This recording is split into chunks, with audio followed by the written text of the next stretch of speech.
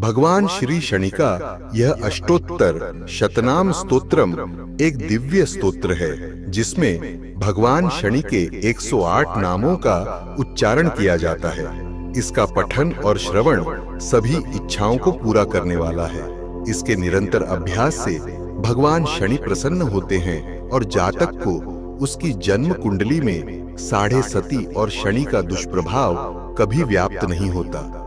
प्रतिदिन प्रातः काल के समय जो व्यक्ति इन दिव्य नामों का पाठ करता है, वह लक्ष्मी, यश, पुत्र, विद्या और ऐश्वर्य से पूर्ण हो जाता है। अथ श्री शनि अष्टोत्तर शतनाम स्तोत्रम्।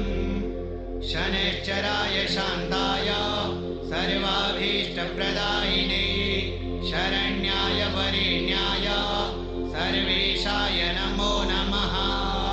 सौम्याय सुरवन्द्याय सुरलोकविहारिणे सुखासनोपविष्टाय सुन्दराय नमो नमः। घनाय घनरूपाय घनाभरणधारिणे घनसारविलेपाय खद्योताय नमो नमः। मन्दाय मन्दचेष्टाय महनीय गुणात्मने मर्त्यपावनपादाय महेशाय नमो नमः। छायापुत्राय शर्वाय शरतोणीरधारिणे चरस्थिरस्वभावाय चञ्चलाय नमो नमः। नीलवर्णाय नित्याय नीलाञ्जननिभाय च नीलाम्बरविभूषाय निश्चलाय नमो नमः। वेद्याय विधिरूपाय विरोधाधारभूमये भेदास्पदस्वभावाय वज्रदेहाय ते नमः। वैराग्यदाय वीराय वीतरोगभयाय च विपत्परम्परेशाय विश्ववन्द्याय ते नमः।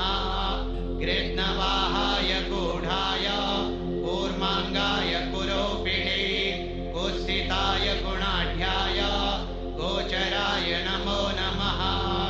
अविद्यामूलनाशाय विद्यास्वरूपिणे आयुष्यकारणाय च आपदुद्धर्त्रे नमो नमः। विष्णुभक्ताय वशिने विविधागमवेदिने विधिस्तुत्याय वन्द्याय विरूपाक्षाय ते नमः। वरिष्ठाय गरिष्ठाय वज्राङ्कुशधराय च वरदाभयहस्ताय वामनाय नमो नमः।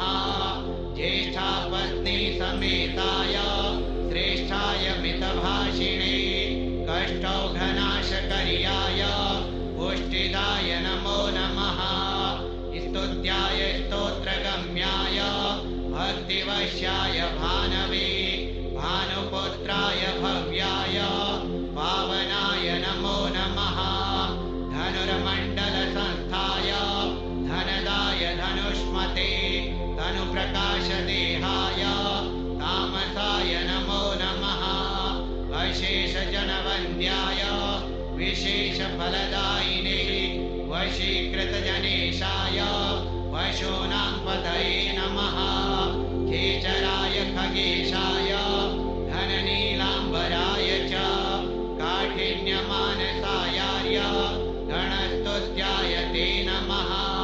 नीलच्छत्राय नित्याय निर्गुणाय गुणात्मने निरामयाय निन्द्याय वन्दनीयाय ते नमः। धीराय दिव्यदेहाय दीनार्तिहरणाय च दैन्यनाशकरायार्य जनगण्याय ते नमः। क्रूराय क्रूरचेष्टाय कामक्रोधकराय च कलत्रपुत्रशत्रुत्व कारणाय नमो नमः। परिपोषितभक्ताय परभीतिहराय च भक्तसङ्घमनोभीष्ट फलदाय नमो नमः। इत्थं शनैश्चरायेदं नाम्नामष्टोत्तरं शतं प्रत्यहं प्रजपन्मर्त्यो दीर्घमायुर्वाप्नुयात्।